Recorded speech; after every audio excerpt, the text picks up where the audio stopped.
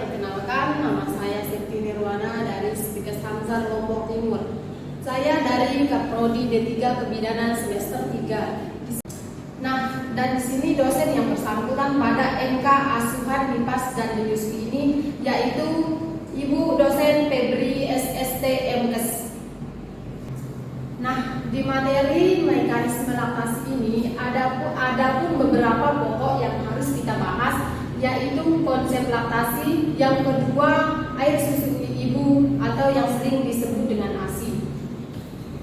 Nah, yang pertama yaitu konsep laktasi. Konsep laktasi, menyusui merupakan keterampilan yang dipelajari oleh ibu dan bayi, di mana keduanya membutuhkan waktu dan kesabaran untuk memenuhi nutrisi pada bayi selama 6 bulan.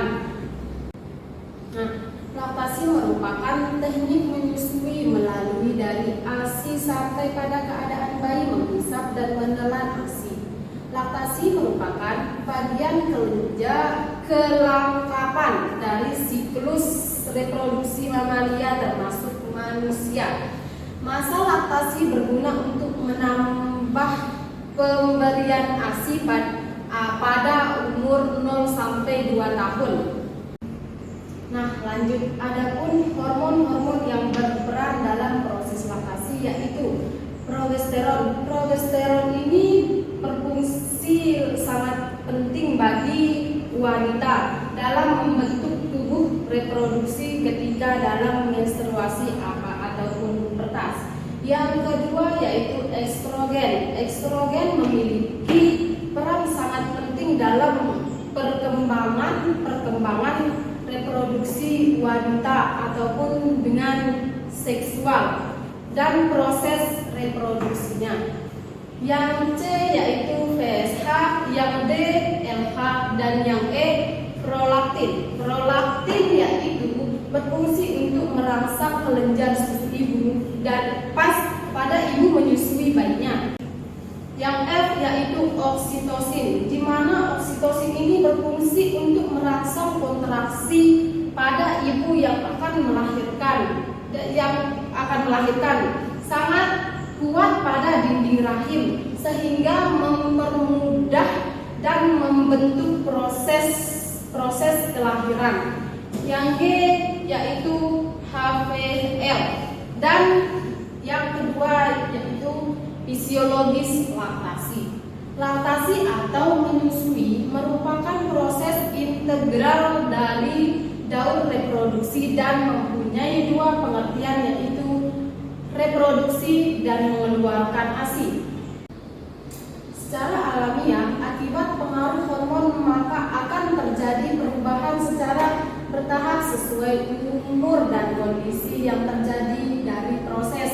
Yang pertama, mamogenesis, yaitu pembentukan kelenjar payudara. Yang kedua yaitu galaktonogenesis, yaitu proses pembentukan produk ASI. Di sini ibu menyusui sangat dianjurkan untuk memproduksi ASI yang lebih baik, bagus, dan banyak pada bayinya. Nah, di sini ibu menyusui harus banyak-banyak dibutuhkan nutrisi seperti makan sayur-sayuran yang banyak, buah-buahan, dan makan makanan yang sehat untuk memproduksi ASI itu sendiri.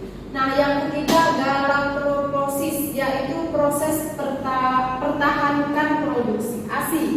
Nah, ada yang ketiga refleks laktasi. Nah, di mana di masa laktasi terdapat dua mekanisme refleks pada ibu, yaitu refleks prolaktin dan oksitosin yang berperan dalam produksi ASI dan evolusi uteris, khusus pada ibu masa nifas. Pada bayi terhadap 3 jenis refleks menurut, yaitu refleks mencari puting susu. Nah, di sini refleks mencari puting susu yaitu bayi akan ditempelkan kalau pipinya itu bersentuhan dengan puting susu ibu, dia akan mencari apa yang menyentuh pipinya itu, dan itu yang dinamakan refleks pada mencari puting susu. Dan yang kedua refleks menghisap. Nah, di sini bayi akan menghisap puting susu ibu kalau sudah dia rasa puting susu ibu itu udah ada, merasa di langit-langit seorang bayi. Nah, dan di sini yang ketiga, refleks menelan. Nah, kumpulan ASI di dalam mulut bayi menonton otot-otot di daerah mulut dan fungsi untuk mengaktifkan refleks menelan seorang bayi. Nah, di sini itu yang kedua yaitu air susu ibu atau yang disebut dengan ASI. Nah, di sini ada pun pengertian ASI. ASI merupakan hasil sekret kedua dari kelenjar payudara berupa susu terbaik, bernutrisi dan berenergi tinggi yang mudah dicerna oleh bayi dan mengandung komposisi nutrisi yang seimbang dan sempurna untuk tubuh kembang bayi. Nah, di sini ASI eksklusif. ASI eksklusif merupakan pemberian ASI atau air susu ibu. Di sini mungkin setelah melahirkan diberikan tanpa jadwal dan tidak memberi air putih ataupun makanan lainnya sampai bayi berumur 6 bulan. Nah, di sini pun ada manfaat ASI bagi bayi. Yang pertama, dapat memulai kehidupan dengan baik. Di sini yang dimaksud dengan kehidupan, di sini bayi sudah keluar dari dalam rahim seorang ibu. Di sini bayi akan bernafas sendiri dan bisa melihat di sekelilingnya itu kayak gimana yang dilihat. Disitulah kita tahu apakah bayi itu otaknya itu berfungsi atau tidak. Nah, yang kedua mengandung antibodi dan yang ketiga ASI mengandung komposisi yang tepat. Yang keempat memberi rasa aman dan nyaman pada bayi dan adanya ikatan antara ibu dan bayi. Nah, di sini antara ikatan ibu dan bayi itu, ibu dan bayi akan merasakan kasih sayang ibu itu seperti apa.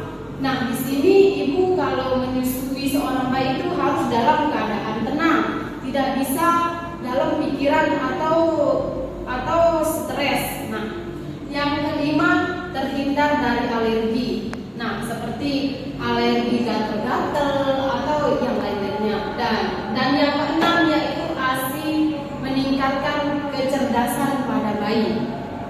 Nah, yang ketiga adapun faktor-faktor yang mempengaruhi produksi ASI. Yang pertama di sini makanan. Nah, makanan ibu kalau menyusui bayi itu harus memperhatikan makanannya yang mana sih bagus bagi bayi, bagi ibu yang menyusui untuk bagus dikonsumsi pada ibunya dan anaknya. Nah, yang B ketenangan jiwa dan pikiran. Nah, di sini ibu harus tenang dalam menyusui bayi. Nah, kalau bayinya rewel atau sering nangis itu ibunya tidak tenang. Jadi ibu itu harus tenang dalam menyusui bayi tanpa ada pikiran atau yang lain-lain.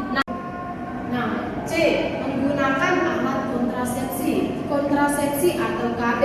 Ibu akan bermusyawarah pada suami ibu apakah bisa dipersetujui untuk menggunakan KB. Nah, dan yang D perawatan payudara. Nah, di sini ibu harus merawat payudara ibu dengan baik. Misalkan ibu memakai berani, ibu harus mengganti sekali itu 2 kali dah kalau ibu merasa air susu ibu itu tembus pada darah ibu, biar tidak mengandung infeksi atau yang lain-lain yang kita tidak inginkan untuk bayi kita sendiri. Nah, yang E anatomi payudara dan F faktor fisiologis dan G pola istirahat. Di sini ibu harus mengatur pola istirahat ibu. Yang kan di sini kita itu sudah punya bayi, otomatis secara rutin itu tidur kita tidak bagus, tidak rutin. Di sini kita harus mempunyai istirahat yang bisa untuk kita sendiri, untuk itu pun bisa baik untuk ibu dan bayi kita. Nah, yang H itu faktor isapan anak dan frekuensi penyusuan. Yang I berat bayi lahir dan J umur kehamilan saat melahirkan. Dan K